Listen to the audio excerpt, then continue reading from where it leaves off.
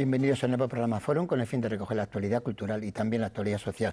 Hoy vamos a hablar sobre historia, más en concreto vamos a hablar de cartografía. Y lo vamos a hacer a raíz de haber aparecido este libro. Lleva el título de Mapas para una nación y su autor es José María Esparza Zabalegui, que está hoy con nosotros. Bienvenido. Gracias. Bueno, por dar más información a nuestros espectadores, también ya en la misma portada aparece un subtítulo, podemos decir, Euskal Herria en la cartografía y en los testimonios históricos. De esa manera ya nos hacemos una idea del contenido del libro, ¿verdad?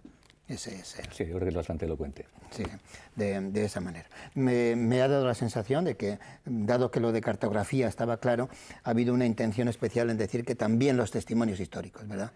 Sí. Me he permitido una licencia y le llamo a eso cartografía oral. O sea, Euskal Herria tiene una cartografía, lo que se entiende por cartografía, que son mapas dibujados, pero luego también es cierto que ha habido cantidad de testimonios a lo largo de la historia, en la literatura, en los libros de viajeros, en las guías, en las primeras enciclopedias, los primeros diccionarios y geografías. Posteriormente en la prensa incluso. En la prensa, ¿no? La prensa, los testimonios institucionales, el gobierno de Navarra, las diputaciones y demás, bueno, pues han dejado por escrito una cosa que se repite desde que Azular hizo la primera definición de Euskal Herria en 1650, por ahí, que dice que cita la palabra Euskal Herria y habla de Vizcaya, Guipúzcoa, Álava, Navarra Alta, Navarra Baja, Lapurdi y Zuberoa. Sí, sí. Hombre, hay que reconocer que yo supongo que como en muchas cosas, pues la cartografía es una ciencia, es una cosa en parte objetiva, pero donde está también muchas implicaciones ideológicas, históricas, del momento, ¿no? Donde, bueno, pues todo eso se refleja en... ¿no? Por supuesto, porque además la cartografía en un momento determinado prácticamente es materia militar. Y además no es pública. Hay cantidad de mapas que se han conocido muy posterior, cuando han perdido esa eficacia inicial que tenía de cara a dominar territorios. Sí, sí. La cartografía no es nada... Nada inocente, digamos. Nada inocente. Sí, sí. Nada inocente. Siempre tiene además, una... Sí, o además casi siempre ver los mapas refleja la historia, en definitiva, lo que ha ocurrido en cada momento. Sí, sí. Y un ejemplo de ello es este repaso, digamos, a cómo se presenta Euskal Herria a lo largo de tanto tiempo, claro, ¿verdad? Claro, el hecho de que Euskal Herria, el País Vasco, no haya tenido, a partir del siglo XVI, no haya tenido grandes instituciones, grandes universidades, ejércitos y demás, hace o presumía de que iba a tener una cartografía menor que en otros lugares. Y la sorpresa ha sido al hacer el libro, que tiene una cartografía riquísima. Eso le iba a comentar, vamos a desear que comentara. Ciertamente se llega a la conclusión de que la cartografía sobre Euskal Herria es rica, o incluso muy rica, ¿no? Es muy rica, sí. Fundamentalmente por tres aspectos. Uno, el hecho de estar en la Muga hace que en todas las tensiones entre Francia y España, pues el País Vasco tenga una atención especial por toda la frontera que tenía. En segundo lugar, porque ha sido una zona conflictiva. A partir de la Guerra de la Convención hay 5 guerras seguidas y, lógicamente, los militares le prestan mucha atención, ya te digo, de toda Europa, porque hay cartografía. En el libro aparece cartografía flamenca, italiana, francesa, y la española es tardía. Y al final comienza a aparecer una cartografía de interés científico que sobre todo de cara a la lengua y a todo lo que en un momento determinado, a partir de 1700, al final del siglo XVIII, empieza a hablarse de Euskal Herria, de su raza, de su lengua, y ahí hay una serie de científicos que nos visitan y nos mapean. Bueno, pues si le parece, yo le propondría que miremos, no podemos mirar todos los mapas, porque son muchos los que hay que comentar, pero vamos a ver algunos de ellos y donde nos quedemos, pues la gente puede continuar en el libro si es que lo desea. Bueno, usted ha aludido al siglo XVI, pero hay como una reliquia inicial, ¿no? Mucho anterior, del siglo XI. Hay el primer mapa que se conoce de Euskal Herria es del monasterio de San Sever, que es del siglo XI. Lo estamos viendo ahora, eso es. A la izquierda está el norte, a la derecha el sur, y se pueden leer pues, las Galias, Aquitania, y al final aparece la palabra Huasconia, que es la primera. Con W, ¿verdad? Claro, son mapas que no tienen que ver nada con los perfiles que conocemos hoy día, pero bueno, es una curiosidad, yo digo que es un mapa conocido. Bueno, y entonces ya entramos en el siglo XVI, como antes ha dicho, ya en ese siglo ya hay unas cuantas representaciones, podemos comenzar con algunas de ellas, y es la tábula europea, o europae, ¿no? Este es de mediados del siglo XVI. Este mapa tiene la peculiaridad de que lo corrigió un navarro, que es Miguel Servet. Él es el que lo corrigió. Aparecen los vascones, austrigones.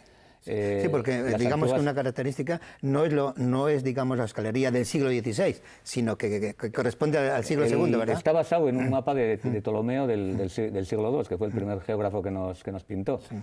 O sea que también de un valor. Esta es una representación, me parece que hay varios en el libro de este siglo momento. hay bastantes, todavía ya se ve que es una cartografía muy irregular, que vamos, le dio unos perfiles pues muy rudimentarios, porque no había no se había desarrollado, es una ciencia que se desarrolla y al final de ese siglo XVI tenemos también algunas muestras, una carta náutica de 1580, ¿verdad? Este es un mapa muy curioso porque además está sobre una piel de animal y define Vizcaya, precisamente, al sur de los Pirineos, se llama Vizcaya, estamos hablando del siglo XVI, cuando se le llama Vizcaya a todo el País Vasco, incluso a Navarra, lo que es hoy día la comunidad autónoma, también La Rioja e incluso zonas de Santander.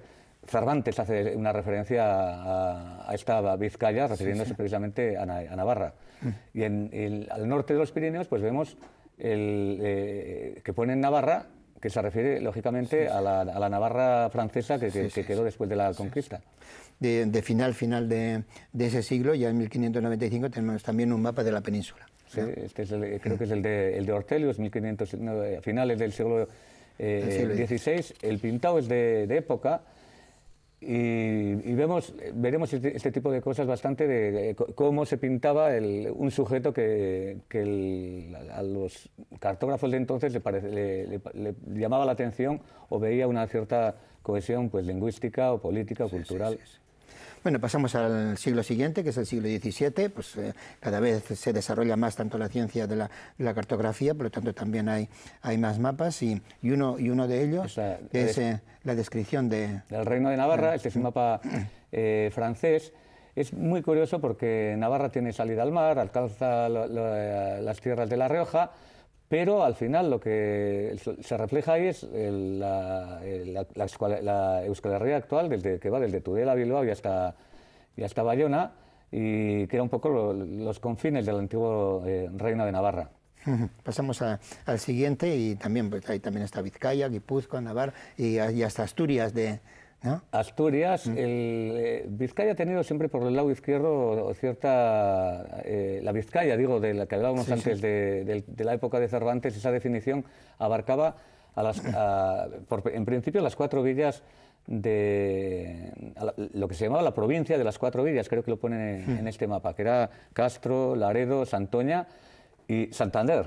Que además Santander en este mapa viene como San Andrés, que era su verdadero nombre, y luego yo creo que se euskerizó. El Sanander tiene muy parecido al euskera. Hay gente que dice que esa sería la trayectoria del nombre. Sí. Y hay unos mapas, sobre todo en este siglo, que cuando se habla de Vizcaya incorpora lo que es hoy día Santander. Sí. Pasamos a otro mapa, ya un mapa físico también, un mapa de montes, ¿verdad? Este es un mapa francés. Es curioso la cartografía francesa, cómo no reconoció la conquista de Navarra hasta 200 años incluso después de haberse producido. En el mapa las explicaciones que da es de que en rojo se pone las fronteras de España y Francia, y sin embargo recoge todo el perfil, como vemos, de Navarra, y no acaba el mapa, y sigue reconociendo que hay una frontera, ¿no? Sí. Y veremos lo mismo, hay un mapa muy interesante de 1690, casi 200 años después de la conquista, que pone Navarra, Alta Navarra, usurpée per les españols, usurpada por los españoles, ¿no? Los franceses siempre no admitieron nunca el tema de incorporación de Navarra a Castilla. Sí, sí, sí. Vamos con un mapa italiano, también de finales ya del siglo XVII, de 1695. Se me escapa si las nacionalidades y así son. Sí, este es el mapa de Cantelli. Este es un mapa del Reino de Navarra, pero en esa época seguían incluyendo la Baja Navarra y también, por toda la cercanía que supone, prácticamente es un mapa de la Euskal Herria actual. Aparece todo Vizcaya, todo Guipúzcoa, Logroño, que siempre ha estado muy cerca del Reino de Navarra, y luego las tres provincias. Aparece la Burdi, la Baja Navarra y Soule. Bueno, saltamos al siglo XVIII. En el siglo XVIII, aunque parezca lejano, pasaron muchas cosas, hubo ya muchos adelantos. No sé si se podrían hablar de unas características generales del tratamiento de Euskal Herria en ese tiempo. Empieza a fijarse más el sujeto en este siglo.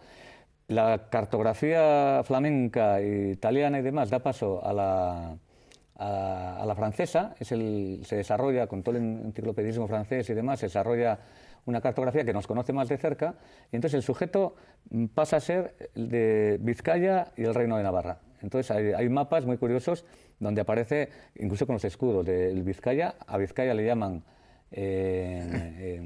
a las tres provincias, ya se va concretando también en la palabra Vizcaya, aunque también siguen incorporando las cuatro partes de Vizcaya, incorporan también la provincia de las cuatro villas, lo que he dicho de la zona de Santander, pero ya se habla continuamente del Reino de Navarra y Vizcaya. De este siglo, uno de los que hemos seleccionado, uno de Nicolás de Fer. ¿No? Es un mapa muy interesante, prácticamente... Este que vemos, ¿verdad? Este ya es el de 1700 y pico. Como decía antes, incorpora parte de Santander y llega casi hasta la zona asturiana. ¿No? De Fer es uno de los cartógrafos franceses que hizo ahora veremos algunos mapas muy interesantes. Y pasamos a otro ya de Vizcaya, también dividida en las cuatro partes, que comenta, también Navarra, incluso Navarra dividida en las 6 merindades, ¿verdad? Esta es lo que decía de los dos escudos, el escudo de la Vizcaya en sus 4 partes, dice, y la Navarra en sus 6 merindades. ¿No? Este es el típico mapa de principios del siglo XVIII, que lo hicieron Nolin, de Fer y otros cartógrafos, generalmente franceses, ya digo. Me ha parecido curioso encontrar también mapas de los capuchinos. Sí. La Iglesia tenía sus propias demarcaciones territoriales. Este es, por ejemplo, el mapa de Montecalerio. Supongo que para situar también sus conventos, claro, sus cosas, ¿no? Al fin y al cabo era otro poder como el Estado y como los ejércitos, entonces de alguna manera cogía su propia jurisdicción. Y este que llama provincia de Navarra es una de las 46 provincias capuchinas que aparece y que abarca perfectamente ya todo el país. Desde Bayona, todo el Iparralde, La Rioja, ya todo le llama Navarra, un poco siguiendo la tradición de lo que había sido el Estado navarro. Es lo que comentábamos al principio, eso de las distintas influencias que hay, poderes, ¿verdad? Cada uno hace los mapas que le corresponden hacer, ¿sí? Y la Iglesia también. Claro. Aquí ya, mira, empezamos a ver mapas de carácter lingüístico. Lingüístico, sí. Este es el primero igual que existe, ¿no? Sí, este es un mapa conocido, es un mapa alemán. Los alemanes, ya veremos además en el libro se ve, le dieron mucha importancia al tema lingüístico y étnico. Para ellos el referente más que las divisiones de los estados. Y este es un mapa donde indica el Padre Nuestro, el Aita Borea, en todas las lenguas europeas. Y en la zona que corresponde al mar Cantábrico, pues pone el Gurea Ita, Seruetan, Seudana, Santu y Sameri, Surisena. Bueno, se llevó su trabajo, ¿no? En cada sitio, ¿no? Escribiendo todas. Aparece incluso en mauritano. Sí. Con curiosidades, ¿verdad?, de los mapas. Bueno, si pasamos ya al siglo XIX sí que es un siglo donde la cartografía avanza. No sé si podemos decir extraordinariamente. Ahí entran ya los españoles. Yo creo que los españoles, todo lo que fue ilustración y enciclopedismo y demás, pues los españoles iban muy retrasados. Y en el siglo XIX ya empiezan a a mapearnos. Es el siglo donde ya se empieza a consolidarse o a imponerse la unidad del Estado-Nación. Es ese concepto que surge con la Revolución Francesa y eso que trae una serie de tensiones muy fuertes. En el País Vasco hay varias distintas guerras y eso hace que los militares hagan cantidad de mapas con respecto a al territorio. Mientras seguimos viendo además estamos hablando del siglo XIX, pero claro, el siglo XIX tiene 100 años y por lo tanto incluso hasta se podía hablar de distintas etapas porque suceden mucho y respecto a Euskal Herria no es igual hablar del principio del siglo XIX como al final, donde está ya toda la cultura. Pero bueno, este mapa creo que corresponde, digamos, a los límites del euskera también. Del euskera es un mapa francés. Y tiene bastantes errores. Primero, en la parte de Navarra, en esa época, que son 1810, en plena francesada, el límite del euskera estaba más al sur. Y sin embargo, tiene un error de bulto, el que lo hizo, porque confunde la Puebla de Arganzón con la Puebla de la Barca. Entonces, por eso esa bajada que hace en Álava, la línea del euskera va mucho más horizontal, pero ya digo, confundió. En vez de pasar por Arganzón, pasó por la Barca y bajó hasta abajo unos límites que son irreales, ¿no? Los cartógrafos también se equivocaban. Sí, de alguna manera, sobre todo con la identidad de nombres y así, a veces es complicado, ¿verdad? Bueno, antes ha aludido también, ahora podemos ver un mapa militar. Eso es, ya empiezan el 1834, ya estamos en la Primera Guerra Carlista. Y aparece, este es un mapa ya del Estado Mayor Central y coge lo que llaman ellos el teatro de la guerra, que aparece continuamente en la cartografía. El escenario de la guerra, el territorio rebelde, provincias insurrectas. Es la nueva cartografía oral que le empiezan a aplicar a un territorio pues, que está en evolución. Y además ya con las apelaciones que hay, ¿no? Claro. De distintas ya en todo. Una serie de calificativos generalmente peyorativos, porque en la contraparte no había mapas. Tardará, ya veremos, todavía muchos años, casi 100 años, en aparecer mapas hechos por vascos. Sí, sí. Otra autoridad creo que es Dufour, ¿no? Dufour tiene un mapa impresionante. Este es el mapa.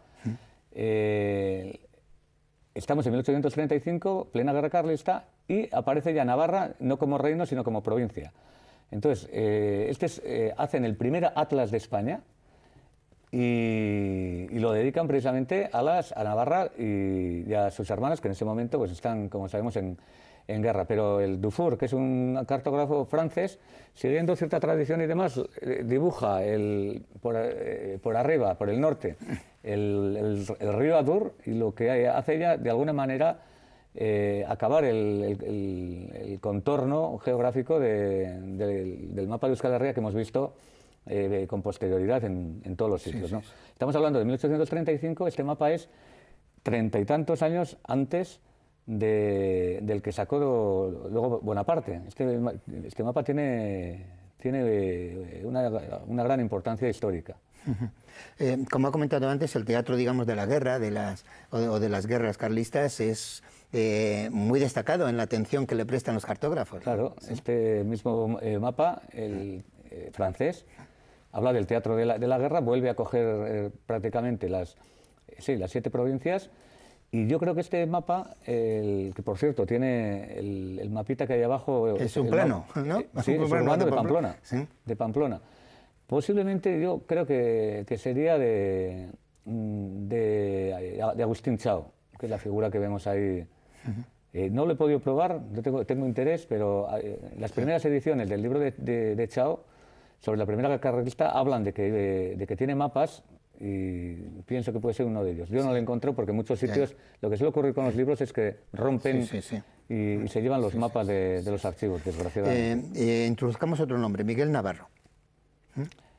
También Miguel Navarro, con el teatro de operaciones. Claro, también, ¿no? es de nuevo hace un mapa y ya empiezan a colorear los distintos ejércitos que intervienen territorialmente en el conflicto, ¿no? Miguel Navarro hace un mapa y dibuja el país carlista, lo llama el teatro de operaciones también, ¿no? Teatro de la guerra, y diferencia, los colores son muy tenues por el tiempo transcurrido, pero todo lo que está más o menos en rosa es lo que se llama se llamaba el país carlista, y lo que está en verde es las zonas ocupadas por el ejército nacional, que llamaban, que es la zona de la Ribera, la parte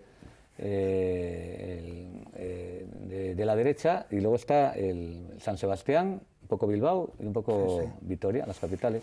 Vamos a pasar a uno, yo creo que es una de las joyas de la cartografía alemana, que es un mapa, un atlas físico de Heinrich Berghaus, si es que se pronuncia así, ¿verdad? Sí. Los alemanes han sido, bueno, como para todos, unos artistas. Fíjate, este mapa parece que está hecho vía satélite y está hecho con unos medios que todavía precarios. No había los sistemas que hoy día de medir. Y prácticamente podemos decir que es un mapa perfecto de Europa. Esto es la cartografía alemana, muy avanzada y muy respetuosa con los pueblos en general.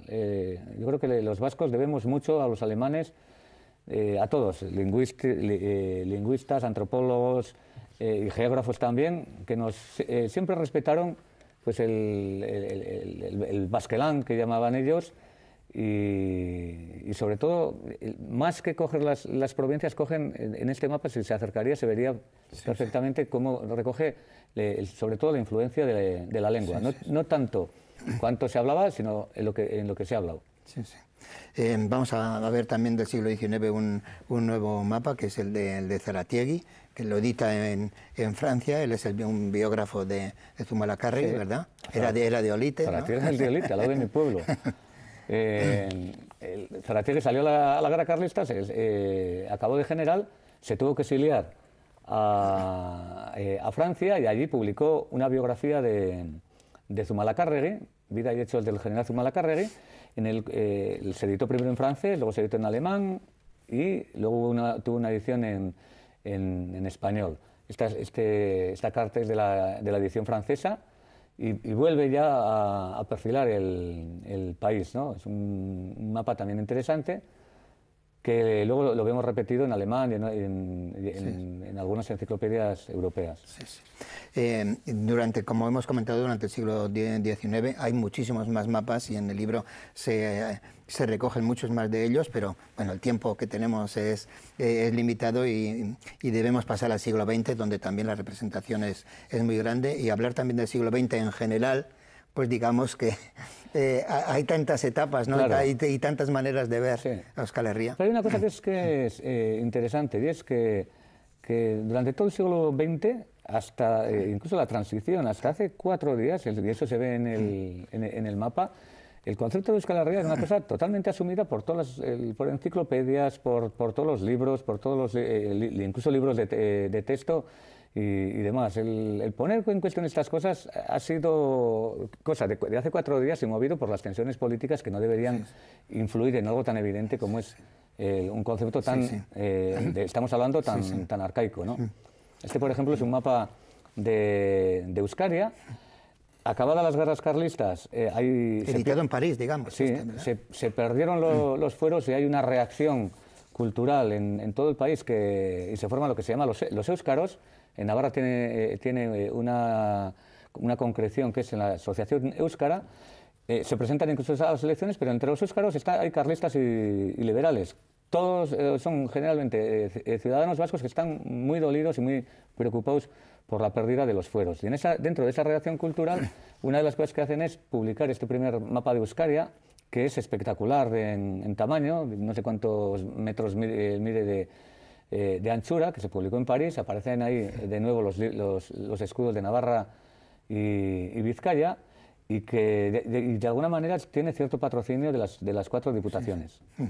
El siguiente que vamos a ver es editado en Barcelona, ya nos situamos en 1916, tengo ya aquí fechado, un mapa geológico. Sí, apareció en la geografía general del País Vasco Navarro, y lo hizo Altadil, Julio Altadil, que era un militar español.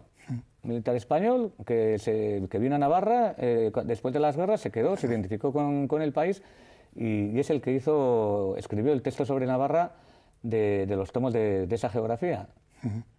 Y el siguiente también yo creo que vamos a ver ahora es significativo porque es, yo creo, el primer mapa editado en euskera, ¿no? Sí, el primero, Euskal Herriko Agerkai Lurkindar.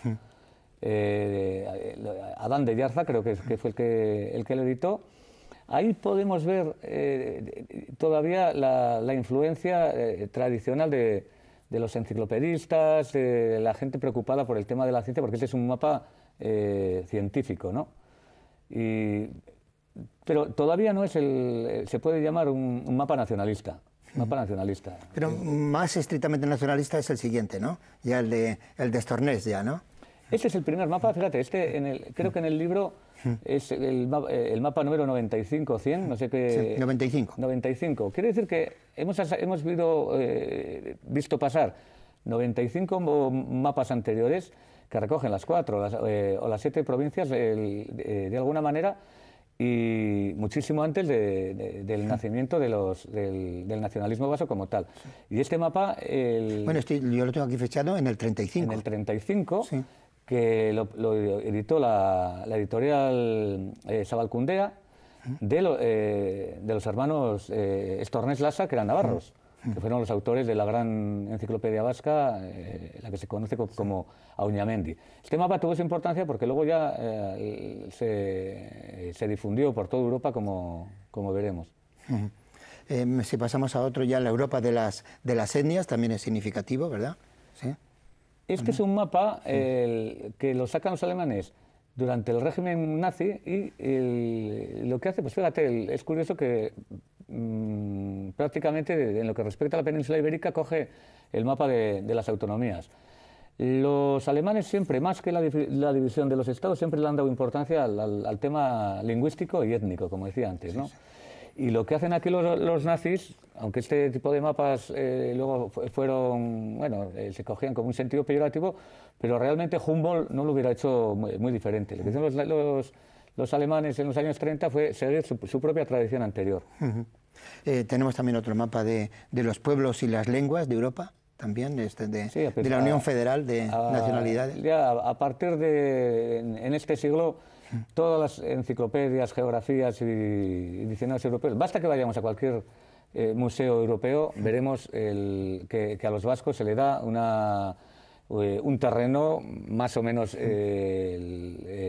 homogéneo, y aquí, por ejemplo, en este mapa, pues contornea prácticamente, y es lo que decimos, esta gente no tiene influencia nacionalista, sigue sus propias pautas históricas que están ya recogidas en las enciclopedias desde el siglo XVII, XVIII y XIX.